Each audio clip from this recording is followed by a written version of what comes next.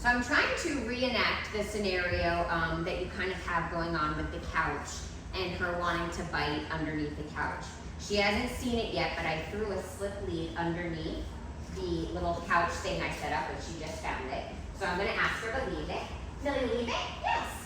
Target? Yes, good girl. Good girl.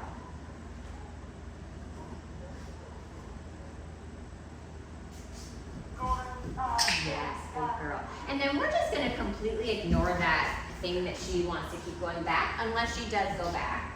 Millie, leave it. Yes, good girl. Target.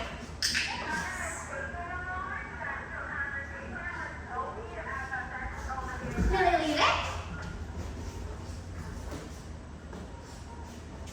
Yes, good girl. Target. Yes. So ultimately, we want her to forget about that slip lead. So I'm going to forget about it. Millie, target.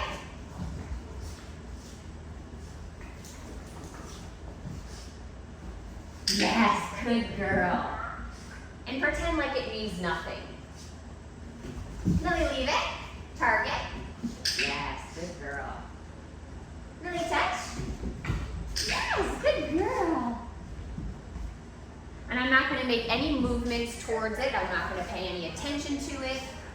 I'm going to pretend like it's the most boring thing. But this target, yes, is the coolest thing in the room. Good girl. Millie, leave it. Target. Yes.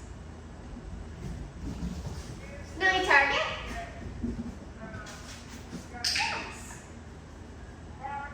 And then our next step is, say she does have something that we don't want her to have. At this point in her training, we don't want to be doing any reaching down towards things. I noticed that anytime I reach for something, that definitely builds up her arousal and her excitement. So we definitely have to be mindful about reaching and taking anything away. So if she has something that she's not supposed to, we're really going to have to work about removing her from the room and making sure she doesn't visually see us pick up that item. Millie, target. Yes, good girl. Ready? Millie, touch. Yes, good girl. Ready, Millie? Touch. Yes, good girl. So I've removed her from the room. I'm now going to remove the slip lead so she doesn't see me doing any of that bending down. Now I'm going to re-let her back in. Good girl. Target. And give her something to focus on. I'm going to send her right to that target. Yes, good girl.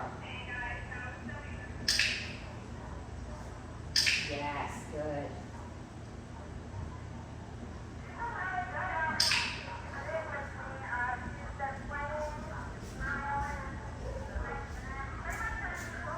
Target. Oh my goodness. So if you're seeing, we want her to tunnel vision on what's positive, not tunnel vision on what she likes or what we're always constantly asking her to leave. So always working her and making sure, I mean, sometimes I'm like, I kind of have to think about my plan before I do it, and it's always trial and error. So when I took Millie out and removed her from the room, the minute I let her back in, my goal was to keep her focused on everything else but the slip lead that was removed. So I made sure she was focused on that target, because like we're saying, that's going to be the coolest thing and the most important thing, yes, to her. Good girl.